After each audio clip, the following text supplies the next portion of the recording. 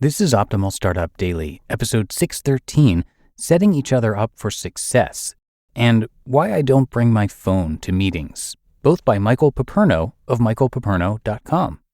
And hi again, welcome to Optimal Startup Daily. My name is Dan, and I am here with you every single day, reading from these great blogs that we find on entrepreneurship.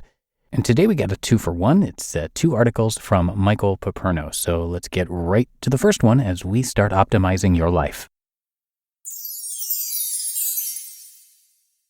Setting Each Other Up for Success by Michael Piperno of michaelpiperno.com.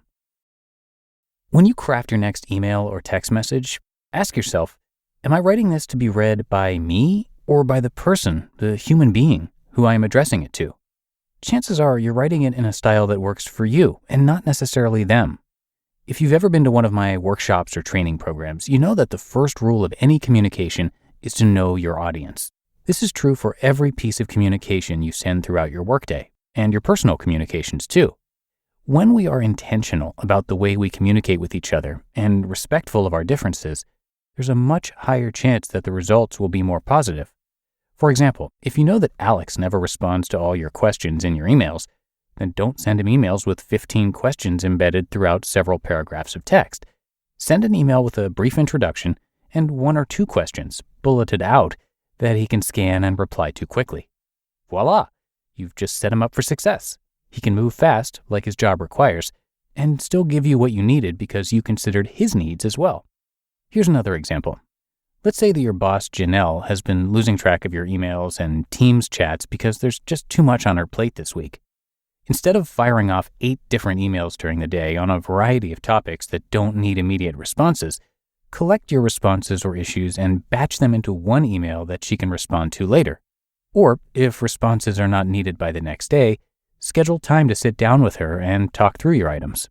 You'll likely get all the answers you need with no additional emails in her or your inbox. These are just a few examples. You get the idea. Here's my challenge to you. During your day today, pay special attention to 3 pieces of communication you send to someone else. With each, whether over text, email, Zoom, Teams, or in person, consider this question. How can I set this person up for success? It will make your communications more productive, I promise. The bonus is that you'll save time and reduce frustration on both sides. Why I Don't Bring My Phone to Meetings by Michael Piperno of michaelpiperno.com. I wish this conversation was as important as your phone. That's what I said to myself recently when a colleague kept looking at his phone with each buzz that came through during our 15-minute conversation. I was giving him what I thought was pretty valuable free advice, but I had to repeat myself so many times that I simply stopped being giving with my time and defaulted to meaningless chit-chat. I was annoyed, but then this experience did make me think about my own behavior. My mobile phone usually sits face down beside me at home at the dinner table and lives in my pocket during meetings at work.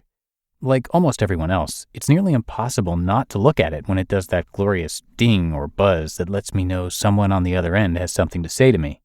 At work, my excuse for having the phone with me at all times is to ensure I don't miss a meeting. I live by my work calendar and its notifications. I love my phone.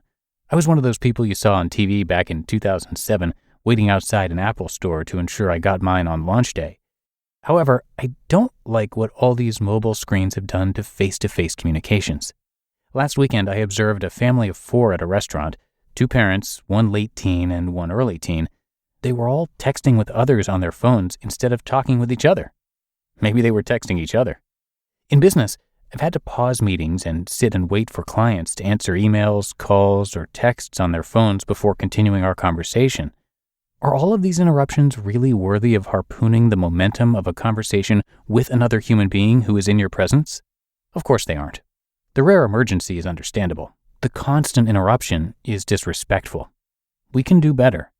So 2 months ago, I stopped bringing my phone to meetings, and it's been wonderful. I also leave it in another room when I have dinner at home. I was never the type who would take a call or respond to a message during a meeting or during dinner, but my phone would still buzz in my pocket, taking my mind off of the conversation for a brief moment. That brief moment was enough to throw me off the path of what I was saying or what someone else was sharing. Without the phone there, I'm fully present and not distracted. Try it. Leave your phone behind during work meetings unless you're expecting that rare critical call. And when that's the case, tell the people you're with why your phone may need to trump your time with them. It's a simple thing, but it will make people feel like you care about them more than the other person vying for your attention through your mobile device, one that likely doesn't truly need an immediate response.